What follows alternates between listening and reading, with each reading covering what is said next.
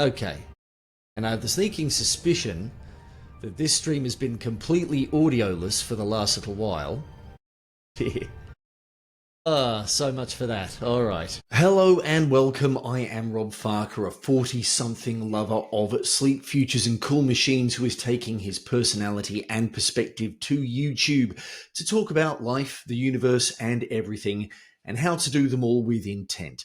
A quick note at the top of the episode. Please like this video, subscribe to this channel, and put a kind, constructive, and thoughtful comment, maybe even a little bit tongue-in-cheek, in the comments section down below. Your interest lets YouTube know that this channel is worth promoting, and it can help me develop a little bit further and bring you some even more quality videos as we go. So in the name of this 6-month mission, I'm trying something a little bit different. I actually went live 2 days in a row on the live streaming platform Twitch and discovered a few interesting things about my processes for going live on Twitch and perhaps how they need a little bit more development. I am just going to switch over to the live stream that I actually did, or at least a good chunk of it anyway, where I talked a little bit more about developing a standard operating process for YouTube, for Twitch, in the hopes that it makes sure that I don't make the same mistake again, or at least minimizes the odds, and also helps me make sure that the whole process goes a lot more smoothly. So yes, I decided to go live as a bit of a spur of the moment thing on Twitch yesterday. The stream ran for about half an hour, and it took me a while to notice that I actually didn't have any audio. I'd switched the desktop audio off so that I could do a little bit of chatting at the beginning of the stream and talk about other stuff before I got stuck into some Elite Dangerous gameplay. The only problem was I didn't switch it back on when I started playing, and also I didn't notice that I hadn't gone through the steps necessary to make sure that my lovely Rode Podcaster microphone here was properly set up on Twitch. 26 darn minutes I had no sound whatsoever on this stream. It was, I can imagine, a right pain. It was definitely embarrassing for me when I realised what had happened. I've been going on about Elite Dangerous and things I wanted to do with it, and perspectives on the things that I could learn from playing the game and how I could relate them back to life, and it had all gone absolutely nowhere. Talk about frustrating. So I decided this morning, what the hell, I was going to give it another go, but one thing I was going to talk about a little bit before I actually got stuck into the game streaming was, well, the process that I was sort of using, and actually kind of I didn't have one for streaming. So here be my Google Drive, and I did have a document similar to this for when I was doing podcasting, but I hadn't made any modifications to it, well, some minor modifications in order to record a stream. And I thought, all right, no, let's go through this darn thing and make sure that I have got it fixed up and ready so that I can work through whenever I want to go live, like right now.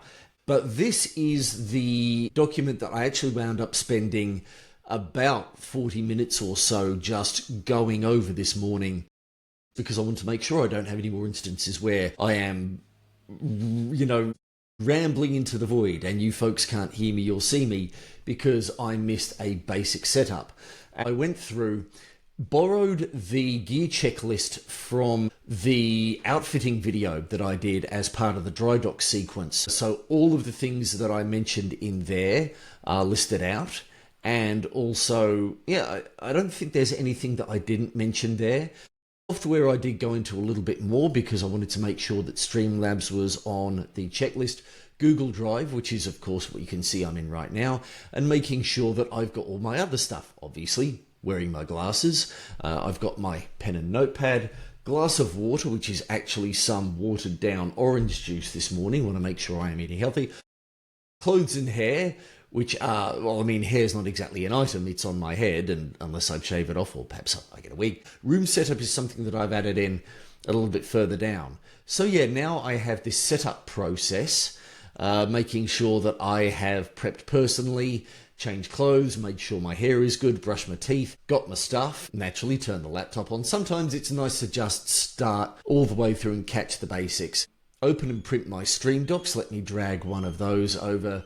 This is what I read out at the beginning of the stream, and I'm hoping to keep it handy so that should someone else come on and pop into stream chat, or say, for example, decide to follow, I can just quickly read out that blurb. I notice that's something that live streamers do tend to do, and just give them an idea as to what they're in for. Make sure that the microphone is plugged in, and I did do some changing around of the cabling just to make sure that that is a little bit easier and more likely. Check the microphone light here on top again as making sure that it is plugged in. Make sure that my headphones are plugged in. Thankfully, when I do plug it in directly into the headphone jack, a little pop-up comes up, but it's always good to do a quick test, play a YouTube video, make sure the webcam is plugged in. It's very rarely unplugged, but still, it's always a good thing to check. Start Streamlabs. I don't really have to sign in as myself, but it's probably not a bad idea just for paranoia's sake to keep that there. Make sure that the microphone source in my Streamlabs... Nearly muted it. I did mute it actually for a second. Can I... rename, remove. I guess as the stream is live, I can't really edit the properties for it at the moment, but yeah, go into that setting and make sure it's all good. Check the webcam in Streamlabs settings. Do a quick room check. Make sure that my phone is off and that my alarms specifically are off, because one annoying thing about my phone is even if I have it switched off, if I've got an alarm set, it will switch itself back on to do the alarm. It has caused me no end of grief in the odd group meditation and even at the movies every now and again.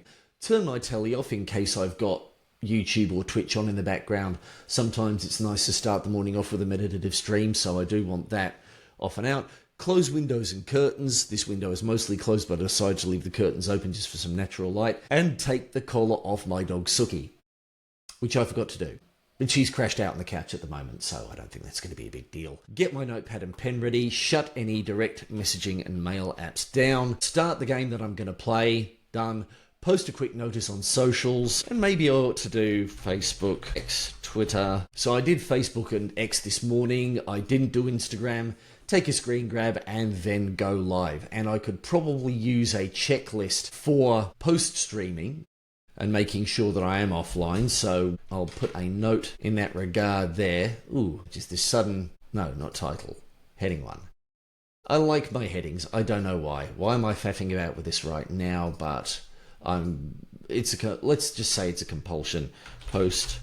So yeah, a process for post stream would likely be a good idea. Ooh, hang on a second. So these are all the notes that I had from podcasting, which is more interview stuff. Is there anything there that I could otherwise use?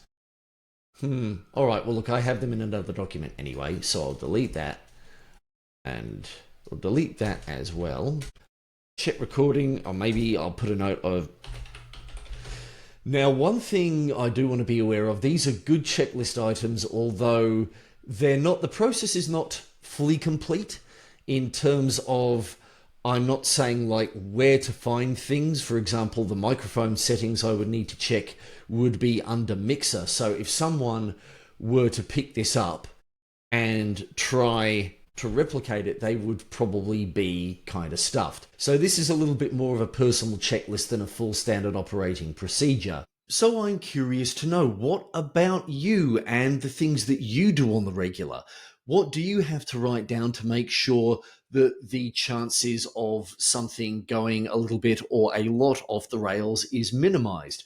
Whether it is something like Twitch or YouTube, or at work, or in your side hustle, or in broader everyday life in general. I'd be curious to read about that in the comments below. Also, if you want to get a better idea of where live streaming fits in this whole 6-month mission, I'd very much appreciate if you could check out, let's see if I can do the pointy in the right direction here. Let me shift over this way a bit and say, check out this video, which goes over a little bit about what I intend to do with my 6-month mission on YouTube and how live streaming fits into it. But until the next episode or live stream, have a good time in the meantime.